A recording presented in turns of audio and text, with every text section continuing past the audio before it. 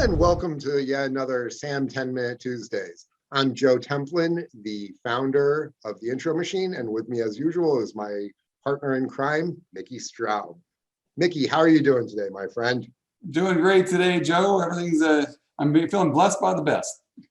Absolutely awesome. Absolutely awesome. You know, earlier we were talking about books that we're working on reading and writing, and you brought up your one book. You want to talk about that for a couple of minutes, please?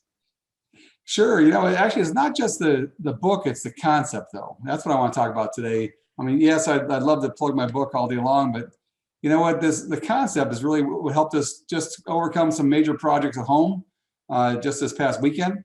And the concept is called Big Goals, Short Deadlines. Yep, it is a shameless plug, too, for the name of our book. But, you know, what people don't know about is that when I first coined that phrase was actually my daughter was in second grade, I think, and now she's 26 years old. And the community got together and built a playground for the school in 49 days. Now that includes launching the program, launching the campaign to raise the money, ordering you know the playground parts, the thousands and thousands, demolishing the old playground, building a new playground, and dedicating it. And they thought I was crazy. The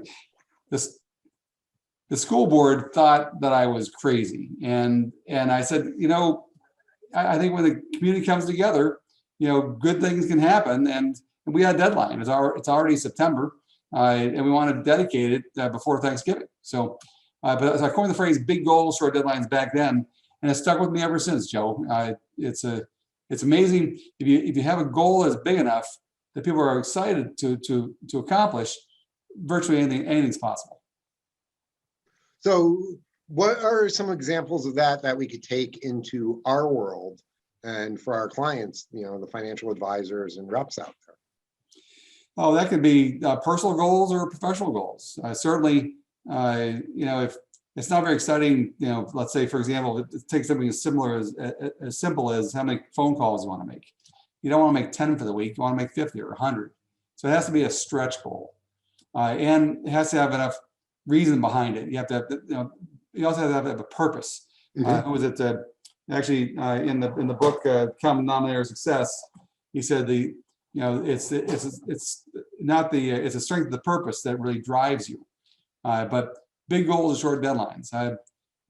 Likewise with a project at home, whether it be painting something or replacing something, getting new furniture, cleaning up the house, you know, whatever it is. I think the bigger the goal is, the more excited you are about it. I think the more likely people are going to actually to achieve it. So, you know, in computer programming, there's ideas around this. Agile programming is all about, you have these big goals and they're broken down. You have these very short cycles so that you can get feedback on them. So instead of a monster project that's going to take 2 years, you know, you've got these sprint after sprint after sprint where people work like madmen and women for 2 weeks, review everything, get up to speed, make sure it's working, and then, you know, you pause, you breathe, and you reset yourself so that you can go again. And, you know, I do this in terms of writing. I've got this huge goal of writing a book where it's everyday excellence. Every single day there's a different page. And so to hit my goals on it, I've broken it down to I need to write X days every single day. But we see this in a lot of other things. For example, financial representatives. You know, if you know that to write $500,000 of production for the year, you need to do 200 fact finders, initial meetings, you know, why stretch it out to hit that goal in December and leave a lot of it up to chance at that point? Why not say, okay, in the third quarter this year, when most people are taking off over the summer, I'm going to burn like a madman. I'm going to get 90 fact finders during that time. I'm going to do almost one half my entire year's upfront activity in the middle of the year or early in the year. So that way I can hit my activity goal for the year by September and have time on my side as opposed to time against me. Why not take this big goal and work like a madman early on and have all that energy, completely exhaust myself, leave it all on the field basically, and then be able to have time to recover, time to alter, time to improve, change if need be, as opposed to leaving it to the last minute at 4:59 on the Friday and hoping that the door is still open. Yeah, I like that phrase. It was agile. What was it? Agile programming. Programming. It kind of reminds me of that old how do you eat an elephant? Yep. One bite at a time. Ultimately, it's taking those big projects and taking them down to bite-sized pieces. But the reality is, it was a Daniel Burnham, I think, that wrote "Make no little plans, for they have not the they don't stir man's blood." I'm Right. not sure what was that quote was. Oh, no, make no little plans, they have no magic to stir men's blood. That's perfect. But I also like to share right now. I'm gonna do me a favor. You share. Let me share my screen here real quick. Yeah. The big goal, short deadlines, which the backdrop of the book that I wrote, was my trip to 50 capitals in 50 days, and I ended up, the only way you can go to 50 capitals is to take it down in bite-sized chunks. I had literally 50 locations to hit, and I had a certain pace I had to have in order to make it happen. And sure enough, I had to set goals and keep score and use activity management to accomplish it. But I'll share the screen now. Hopefully you can all see it. Here's the map.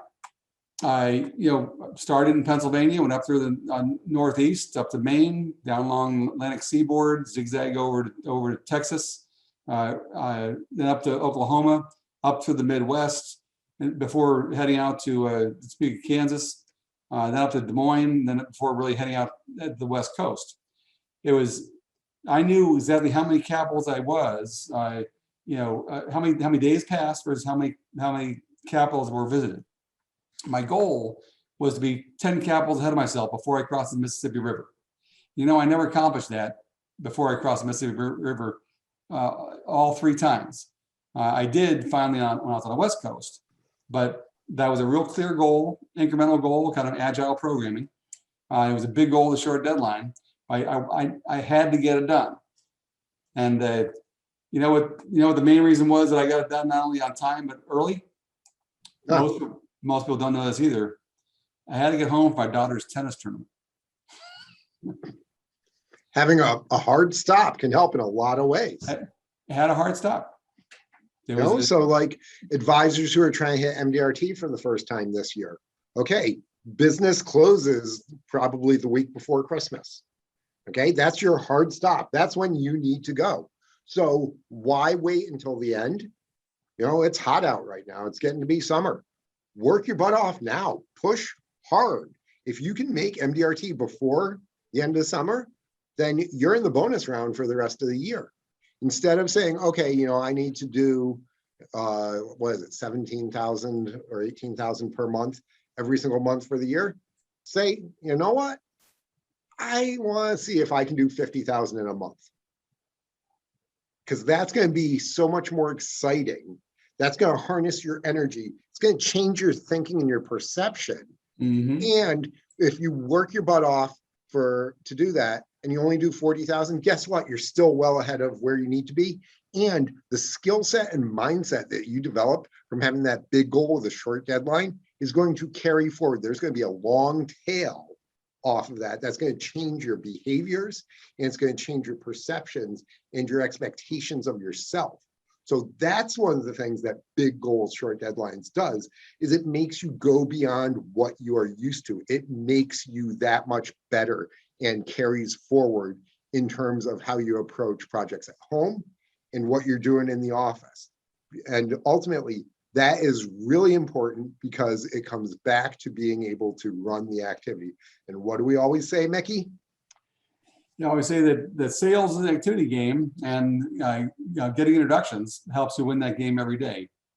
And I want to close on one other quick idea. And that is a great quote I heard in the real estate industry that applies this. I don't care.